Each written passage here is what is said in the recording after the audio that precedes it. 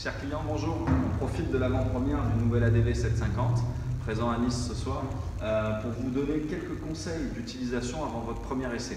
Les essais se dérouleront à partir de mars-avril 2017. En attendant cette date, on va vous offrir un petit bonus, c'est déjà de filmer en détail le coffre. Vous attendez tous ce moment-là, donc venez voir de près à quoi ressemble ce coffre sous selle.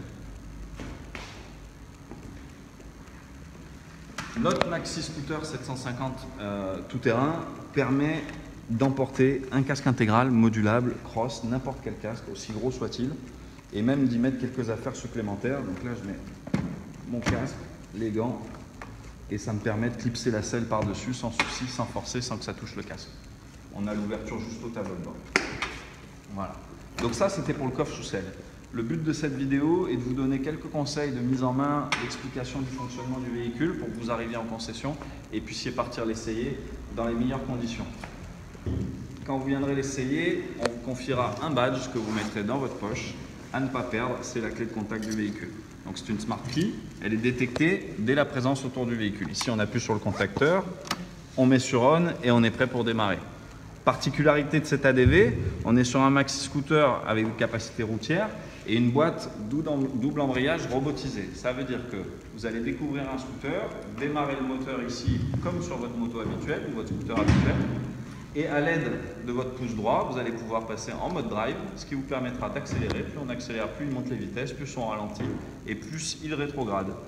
En plus de cette capacité à rouler tout seul, on a des réglages, c'est-à-dire que du drive, avec le pouce droit, vous passez directement au mode sport, qu'on devrait appeler le mode standard, puisque c'est celui qu'on utilise le plus. Et sur ce mode standard, en faisant une pression longue au lieu d'une pression courte, on aura S1, S2, S3 qui vont défiler et refaire une boucle pour retomber sur le S1.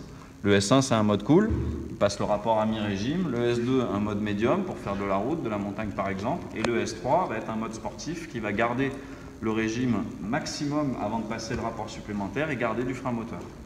Vous retrouvez votre frein avant, votre frein arrière pour le reste des commandes.